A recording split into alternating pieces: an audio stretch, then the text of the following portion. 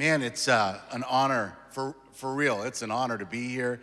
I have had a lot of my key moments in my life happen here, breaking PBC rules so I could spend extra time with Lisa, feeling a call of God, and so many different things have happened in this church for us. I do thank the Grimms for raising a good son, taking care of my daughter. Yeah, keep that up. And I do want to honor my wife, of course. Love Lisa so much. I want to thank Pastor Bob McGregor for launching us out as a church plant. Kind of felt like one of those t-shirts at an NBA game. Like, there you go, you know, just shot up into the distance. But we made it, and he's been our champion. And I especially want to just do an honor for an additional two people today. One is Pastor Dick Iverson, who had such a profound impact on my life. And he's I'm sure, cheering us all on from heaven today. And so I just want to honor him. And the other one is Pastor Jess Strickland, who has been such a valuable person in my life at key moments and taught me a whole lot about what I'm preaching on today. So, Pastor, I just want to thank you. I'm going to speak on humility today. And not the most popular topic, I realize. There's not like a whole lot of books. You don't have seminars like, hey, come to the Humble Conference. But I want to talk about that today. I've learned a little bit about it. I'm not humble like Jesus yet, but I got to speak at my good friend's church, the Schmeltzers, Jacob and Elizabeth. They have an incredible church in Eugene, and they have two services. So I got to go down to the two services and preach. And after the first service, I just trying to be under authority and humble on some level. And I said, hey, do you guys have anything you want me to change or adjust on what I shared? Was there anything inappropriate or anything you want me to emphasize? And their daughter is 11 years old, and she says, oh, do you want to be judged? I'll judge you. She goes, get me a clipboard. She got a clipboard and this piece of paper, and these are her notes from the second service. I'll just give you a couple. I opened my sermon showing a picture of, I said I have 3 children, but I don't care about them. I care about my grandkids, and I showed my grandkids on this. And she said, does not care about his children. Number 7 was keep your own secrets. Number 8, I think she's prophetic. Number 8 was put the mic closer to your mouth. Number 9, stop moving so that the deaf can read your lips. Be a little less smiley.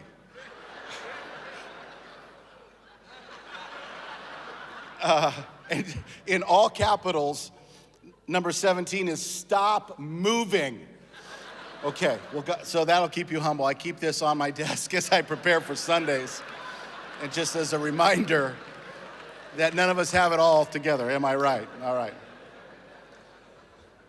Stuff like that reminds me of the late Bob Barker calling down maybe from heaven, going, come on down.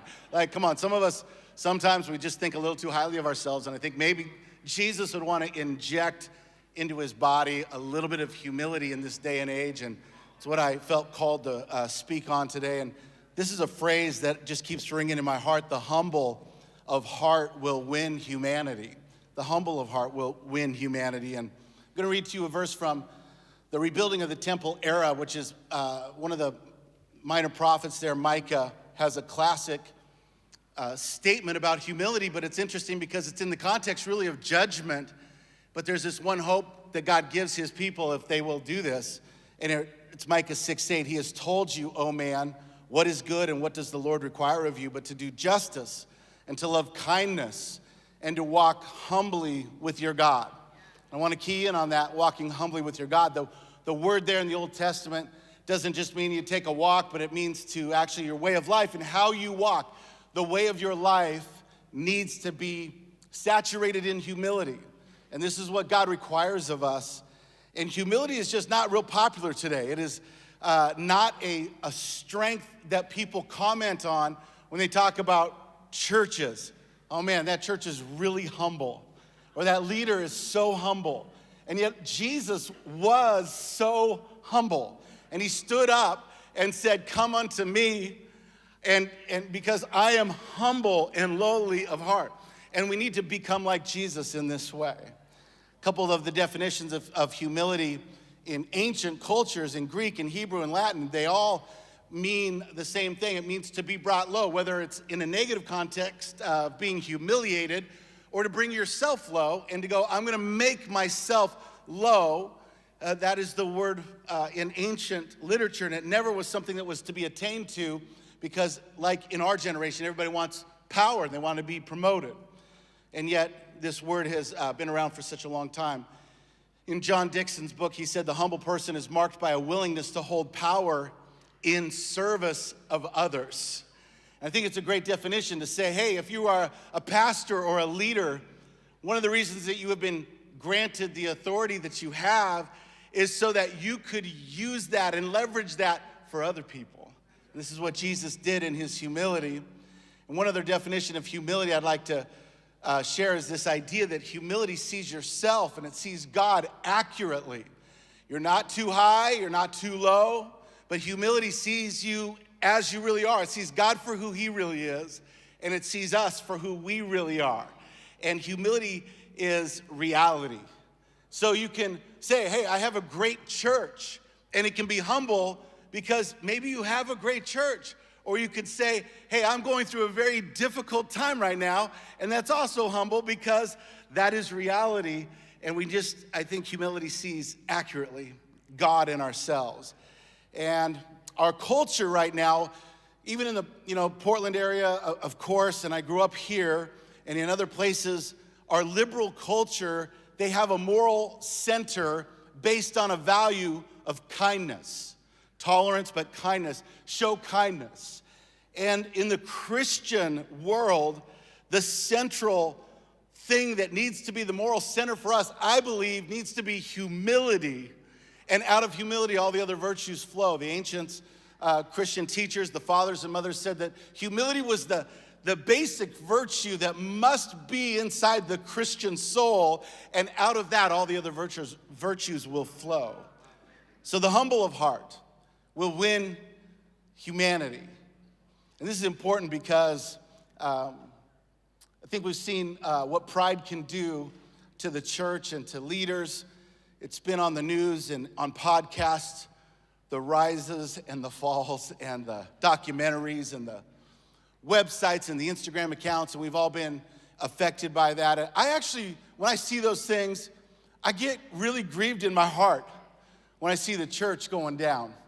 And it grieves me, and I watch those things, and I try to, I watch all the documentaries because I want to learn, and I want to go, God, please keep me off the news. Keep me in a humble place. Help me to see you accurately, and help me to see myself accurately. Come on. And what happens is, you just wonder in some of these stories, how could that happen? But pride is really sneaky. And pride is actually the root sin of so many other sins. And we go on the attack and we preach about and talk about so many different issues that all need to be addressed, but pride seems to be a root cause. And I know in pastoral life, what happens is we get so busy and we get so filled up with great Sundays, and then we're so busy with trying to fix the bad Sundays. And then we get things like this that come into our mind. I did so good today, I think I'm gonna give myself an extra drink.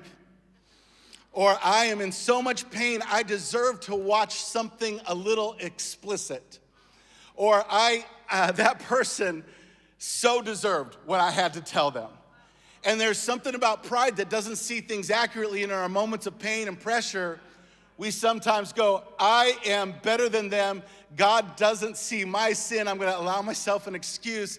And that pride is so subtle and sets us up for great failure. And it just builds upon itself. And we've got to combat that with humility. I think humility is the missing superfood of the church. Come on, we need to make it the new essential oils. Hey, do you have some humility? Want some humility? The humble of heart will win humanity. I actually believe this. I believe that people are going to come into our churches not because we're powerful, but because we're humble. I think people are going to be drawn to Jesus because if they see us as powerful and we've got all the answers and we come across with a little tinge of pride, even in our role, and then they're drawn towards Jesus and they come to meet Jesus in the scriptures. He's different than the way we are. That's not good. We need to make sure that we're humble of heart. I want to take what Micah said in chapter 6 of his powerful prophecy to the nation of Israel and how we walk this out. And I want to kind of fast forward up to Paul. Paul had a passion for humility, and I didn't realize it until I was reading the New Testament here recently, but mostly 1 Corinthians. And I just realized Paul was really fighting against people who were trying to put themselves into power or maintain power. And he really calls the church to humility, and it's all over the New Testament. We'll go to 1 Corinthians in a moment, but in Ephesians 4, it says, I therefore, a prisoner of the Lord, I urge you to walk in a manner worthy of the calling to which you have been called. First thing he says, with all humility. Listen, if you got a call of God on your life, I believe I have a call of God in my life, our first response has to be, I've got to walk this out in all humility. It's got to be the coat that goes over all the other things. It's got to be the thing that we get dressed with to say, I have got to see God accurately and see myself accurately, treat other people accurately. I need to come in and go, God, this is where I'm at, and I'm no better and no worse than other people. 1 Corinthians in particular is written to a Christian culture that actually was a lot like ours. It was sin permissive and grace heavy. And if our church in America right now maybe is at fault, it could be that we're a little bit sin permissive and a little bit grace heavy. And so Paul's writing to this, and he's emphasizing and talking about superstars and talent, and yet he calls people to his own example and the example of Jesus to be humble of heart. So here's a few examples of that. He talks about preaching. In 1 Corinthians chapter 2, he says, when I came to you, brothers, I did not come proclaiming to you the testimony of God with lofty speech or wisdom, for I decided to know nothing among you except Jesus Christ and him crucified. I was with you in weakness and in fear and much trembling. I feel that way a little bit today. And my speech and my message were not in plausible words of wisdom. And I just go, man, I put so much effort. How many of you are actually preach on Sundays? Raise your hand. You know how we just like put so much effort and go, this is gonna be a great sermon. And just like working hard, trying to get, an alliteration to match and trying to get great illustrations and all the different things. And the other night we were talking and we had a pretty good Sunday. And so it was a week after that on another Sunday, and we're having lunch. And Lisa said, it was a pretty good day today at church. And I said, yeah, felt good. Felt like the Lord was there. And I said, I felt like the sermon went good. And she goes, yeah, it was good today. She goes, but last week was really good. And I said, yeah. I said, I think it was. I said, and I couldn't remember. I said, what did I preach on? Now, my wife sits through 3 services, and I preach 3 services. And I said, what did I preach on? She goes, I don't remember. It was good.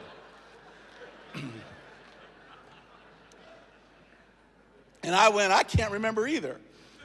And the reality is that I put so much work and effort into it, but our congregations aren't thinking about our sermons from 3 weeks ago. Hopefully they're experiencing Jesus and the Holy Spirit is touching their life and they're being transformed. But we just sometimes I think, if I could say it, I think pride makes us think that our sermons are more important than they are. And so what if we came in to church and just came in trembling and in fear and just said, I don't want to preach anything, I just want Jesus to be here. And let me just say this too, because it was a challenge to me a few years back.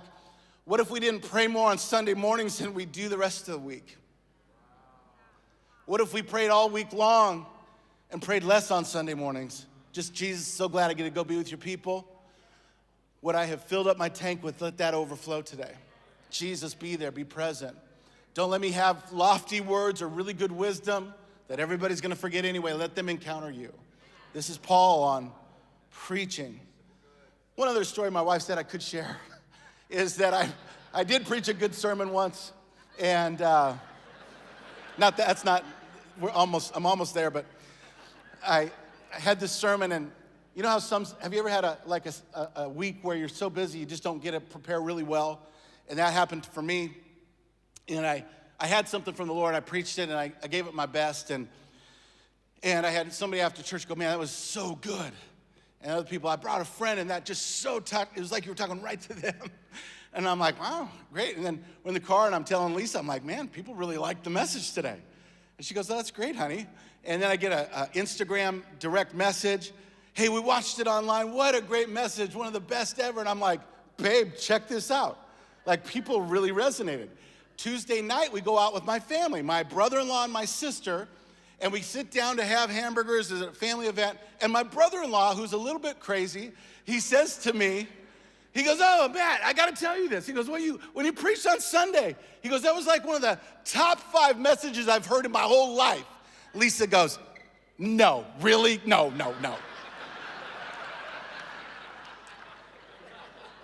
So sometimes we just need to take preaching down a notch in our minds. All right, how about this? How about humility in social media and in the circles we run with? Okay, so Paul says this in 1 Corinthians chapter 3. When one says, I follow Paul, and another, I follow Apollos. Are you not merely human?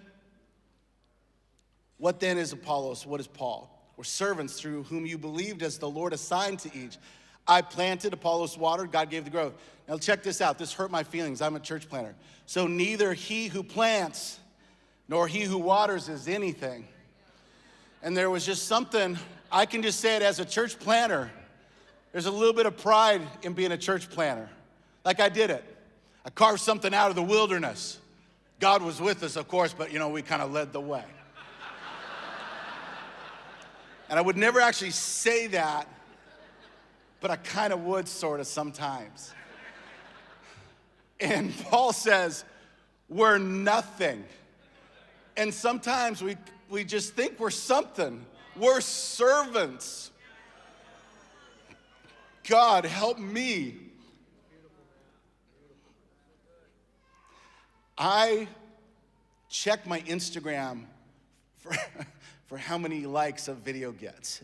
Now, I don't think that's all wrong, but for me it is.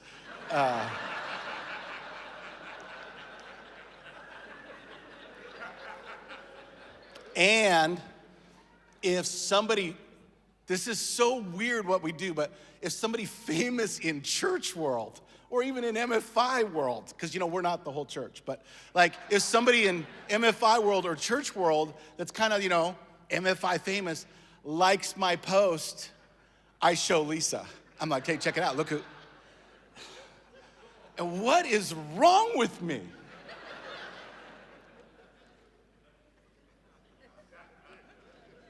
Okay, let me say one more thing. When Paul talks about, I'm of Paul or I'm of Apollos,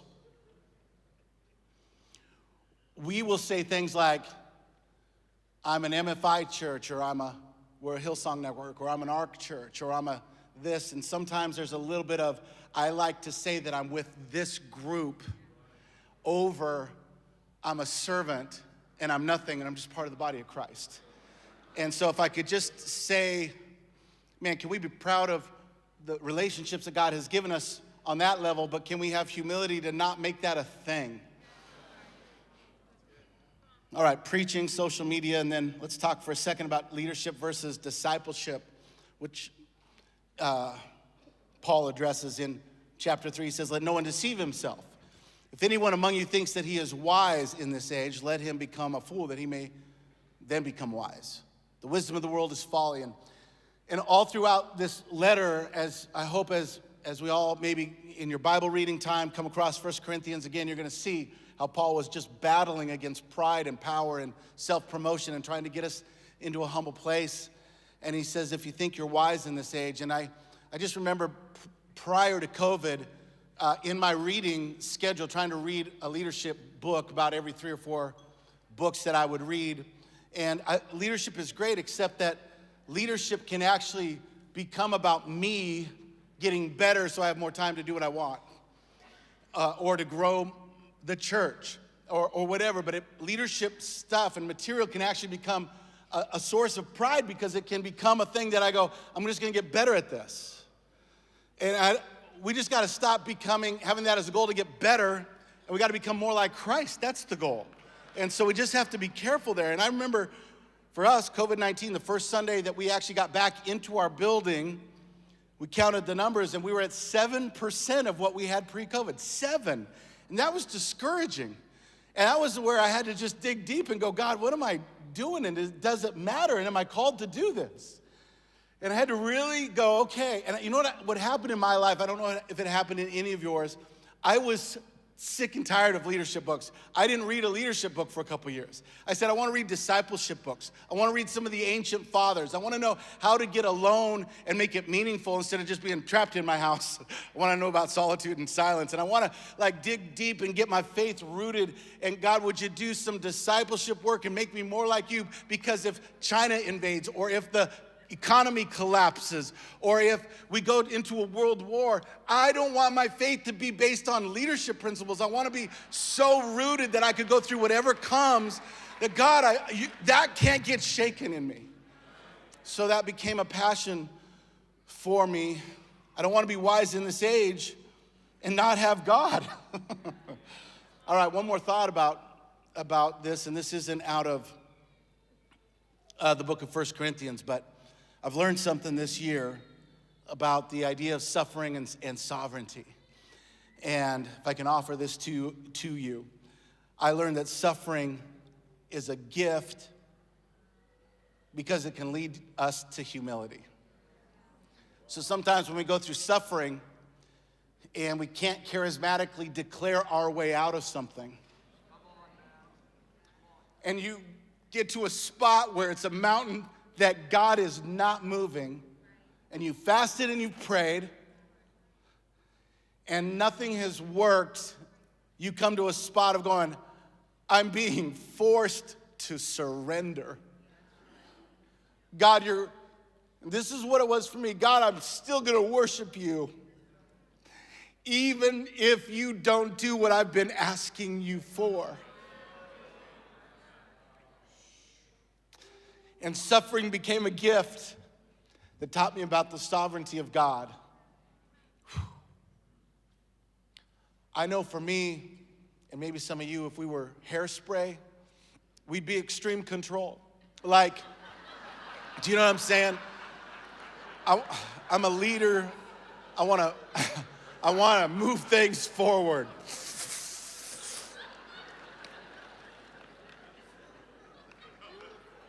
Okay, sovereignty and suffering. I have a lot of pastor friends, a lot of in this room, and I have them in my town and in other cities. And I have one pastor friend I met with a while ago.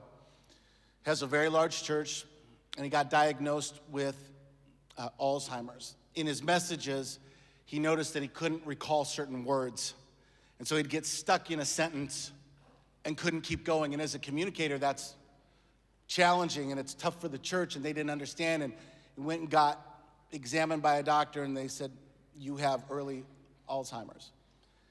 And man, it broke my heart. It's a really good church. It's a significant church. A lot of people are gonna be affected by that. I remember sitting there with my friend at a lunch, and I said, and I learned this from other people about how to pray with somebody, to come into an agreement on specifics. So I said, hey, what are you wanting God to do here? Like, how can I be praying in agreement with you? Thinking he's gonna say, I want God to heal me. I'm believing for it to come by this date or whatever. And he says, Matt, I don't care if I get healed. He goes, I really don't. I know God can, but I don't care. He says, I want God to be glorified in this somehow. I want God to get glory. And y'all, my Philly cheesesteak sandwich did not taste that good anymore at that moment. I'm like, and he's just starting to go, I just want Jesus to be glorified in this. And I just went, I'm going to hell. Like, I don't think I'm gonna make it.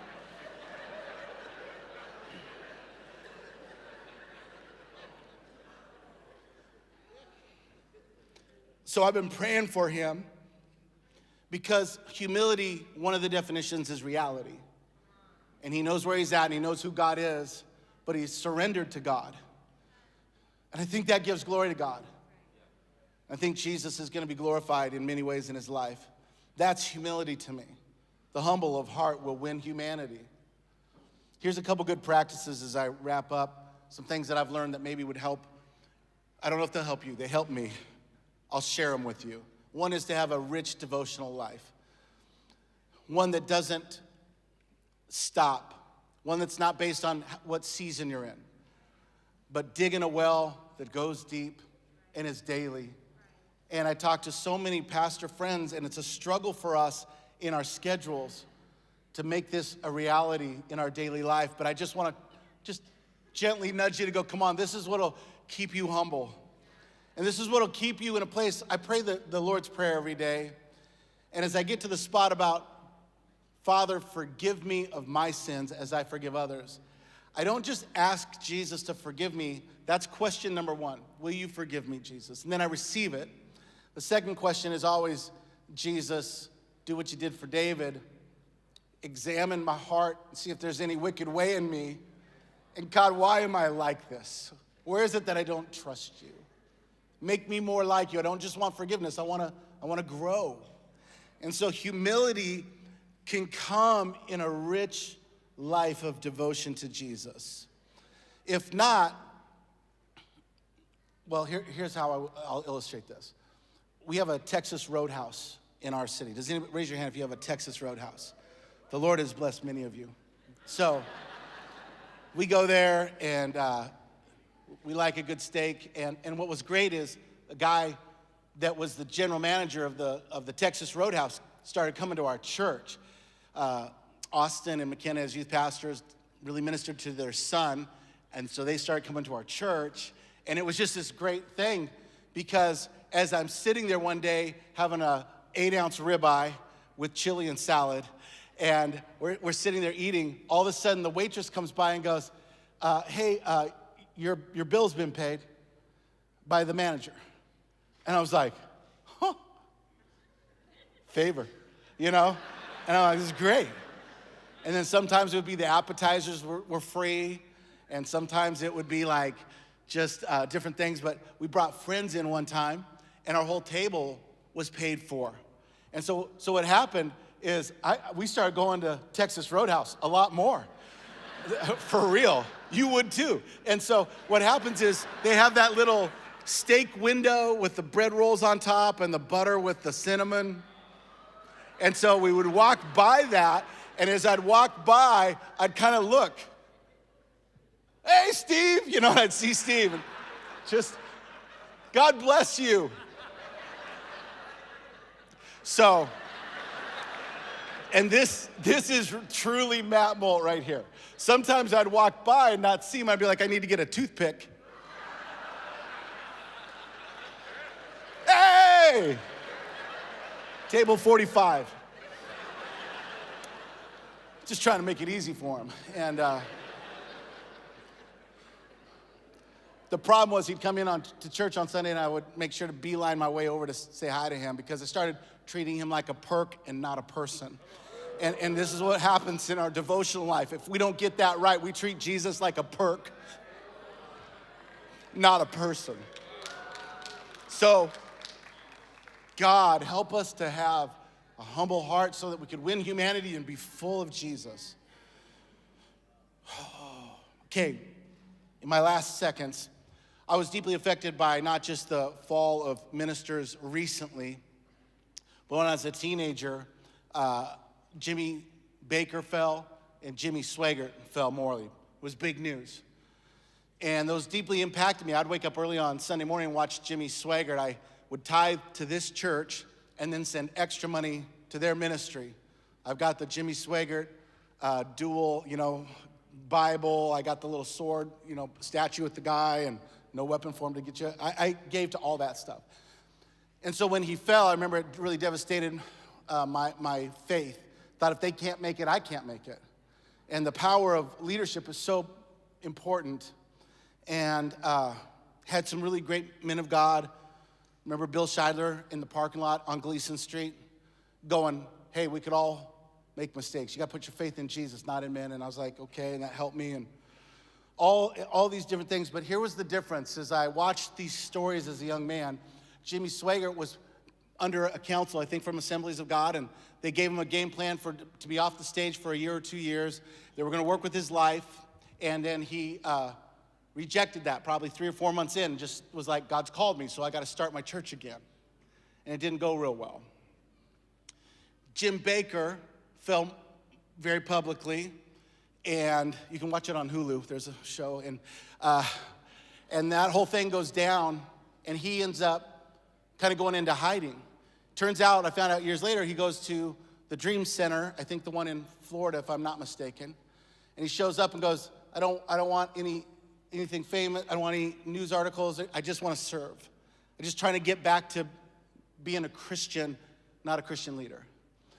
And I remember there was an interview where somebody finally did say, hey, it seems like your life kind of got back on track, Jim Baker. He said, yeah. He said, they said, what was the moment that you realized you'd gone wrong? He says, I got so, God was doing so many things.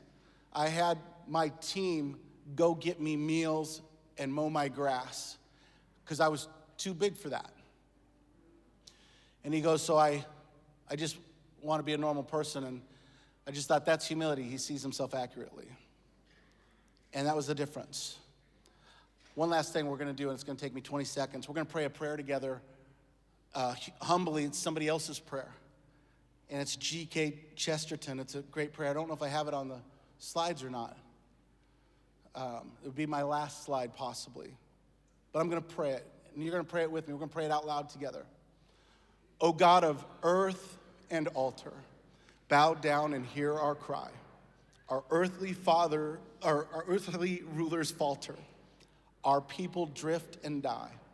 The walls of gold entomb us. The swords of scorn divide. Take not thy thunder from us, but take away our pride. God bless you.